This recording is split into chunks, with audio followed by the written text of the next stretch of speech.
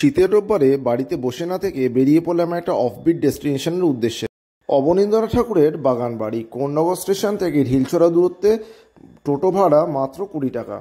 Art gallery সাধারণত ছোটোবেলা থেকে আমার খুব টানে, আর অবন ঠাকুরের আর্ট গ্যালারিতে আরও টানবে, এটাই স্বাভাবিক। সামনে লম্বা রাস্তা বয়ে বয়ে আমি চলে এলাম অবন ঠাকুরের বাগান বাড়ির উদ্দেশ্যে। এদিক ওদিক গজিয়ে ওঠা ছোটোখাটো দোকান, তার মাঝখান দিয়েই চলতে হবে। গেটে ঢোকার মুখে একটা ছোট টিকিট কাউন্টার রয়েছে, ওটা কিন্তু ভুললে চলবে না। যদিও খুব ছোট, তাই অনেকেই মিস করে যেতে পারেন। টিকিটের মূল্য হচ্ছে 10 টাকা। আমার একটা বিশেষ অনুরোধ রইল আপনাদের কাছে যে এখানে প্লিজ কোনো প্লাস্টিকের জিনিসপত্র, খাবার দাবার নেবেন না, আর জায়গাটা যেন নোংরা করবেন না। এত সুন্দর পরিবেশকে একটু রক্ষা করাটা আমাদের দায়িত্বের মধ্যে পড়ে।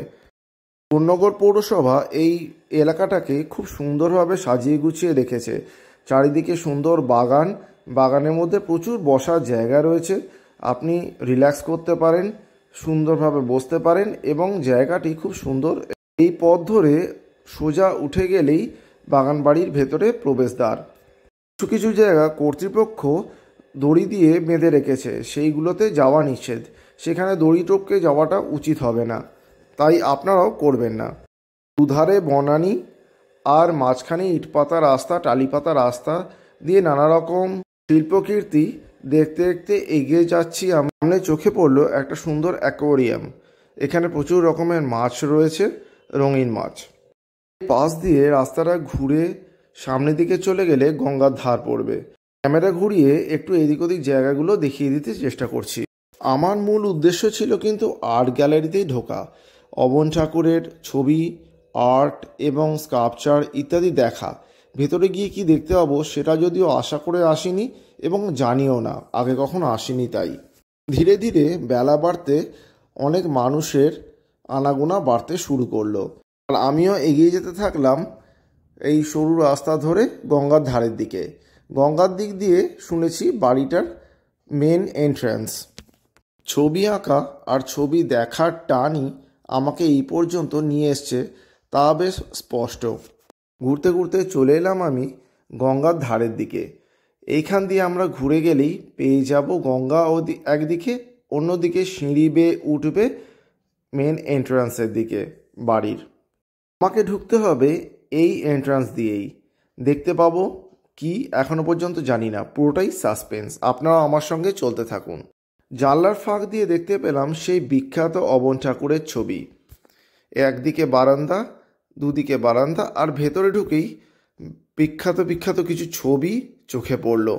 কিন্তু যে ছবি এবং স্কাল্পচারগুলো দেখছিলাম, সেই জিনিসগুলো শুধুমাত্র ছবিতেই দেখেছি, স্বচক্ষে কখনো দেখা হয়নি। তাই এবারে স্বচক্ষে দেখে খুব ভালো লাগলো। রাবীন্দ্রিক শিল্পকলায় পরিপুষ্ট অবন ঠাকুরের নিজের একটা মাধুর্য চিরকালই রয়ে গেছে, এবং সেই মাধুর্য একেবারে স্বতন্ত্র। এটা পরিষ্কার ছবির মধ্যে ফুটে উঠেছে। প্রত্যেকটা ছবি, প্রত্যেকটা আর্টই নিজে নিজে এক একটা ভাব প্রকাশ করে। নিজের একটা গল্প আছে, নিজের একটা সময় রয়েছে, যেগুলো না দেখলে, না চোখে দেখলে, না ফিল করলে, না অনুভব করলে বোঝা যায় না। এই শিল্পকীর্তি দেখতে দেখতে মনটা যেন বড্ড উতলা হয়ে আনচান হয়ে উঠছিল। মনে হচ্ছিল যেন খাতা পেন্সিল নিয়ে ওখানেই বসে পড়ি, কিন্তু কিছু নেই আমার হাতে, তাই বসে পড়ার কোনো অবকাশ পেলাম না। এতক্ষণ বেশ সুন্দরভাবে আমি সমস্ত ছবিগুলোকে খুঁটিয়ে খুঁটিয়ে দেখছিলাম, কিন্তু লোক বাড়ার সঙ্গে সঙ্গে বড্ড বেশি যেন ঘিঞ্জি এবং গ্যাঞ্জাম হতে শুরু করলো। যদিও খুব একটা লোক ঢোকে না, বা খুব বেশি লোক আসে না, ভেতরে তো আরোই কম লোক ঢুকছে বা দেখছে। জাস্ট কিছু মানুষ আসছে, তারা নিজেদের প্রয়োজন মতন দেখছে বা ইচ্ছা পূরণ করছে, ছোটদের দেখাচ্ছে, তারপর বেরিয়ে যাচ্ছে। বেশিরভাগ লোকই ইন্টারেস্টেড গঙ্গার ধারে বসার জন্য। তবে এত সুন্দর শিল্পকীর্তি এবং ছবির মাঝখানে একটা জিনিস আমাকে বড্ড দুঃখ দিল।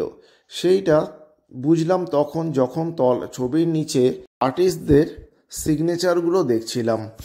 অবন ঠাকুরের ছবিগুলোর রিমেক করে, ডুপ্লিকেট করে বলতে পারেন, সেগুলোকে এখানে রাখা হয়েছে। প্রবাবলি অরিজিনাল ছবিগুলো কোনো মিউজিয়াম বা কোথাও রাখা হয়েছে, সেটা আমার ঠিক জানা নেই। যদি আপনাদের কারোর জানা থাকে প্লিজ কমেন্ট বক্সে জানাবেন, আমি খুব বাধিত হব এবং আমি সেখানে যেতে খুবই ইন্টারেস্ট প্রকাশ করি। পুরো গ্যালারির মধ্যে কিছু ছবি বাদ দিয়ে আমি আরও কিছু এক্সট্রা ছবি দেখলাম যেগুলো হয়তো আমি আগে দেখিনি। গ্যালারিতে বেশ কিছুটা সময় কাটিয়ে চলে এসেছি বাইরের দিকে। এখানে এসে একটুখানি ঘুরে ফিরে দেখলাম অবন ঠাকুরের একটা আবক্ষ মূর্তি রয়েছে, যে মূর্তিটা আমার খুব ভালো লাগলো। কিছুক্ষণ গঙ্গার ধারে বসলামও এবং এই মূর্তিটা দেখতে দেখতে আজকের মতো দিনটা এখানেই শেষ করলাম। আর এত সুন্দর জায়গা আসার জন্য ধন্যবাদ। আপনারাও দেখতে থাকুন, একবার ঘুরে আসুন। Thank you. দেখা হচ্ছে পরের ভিডিওতে।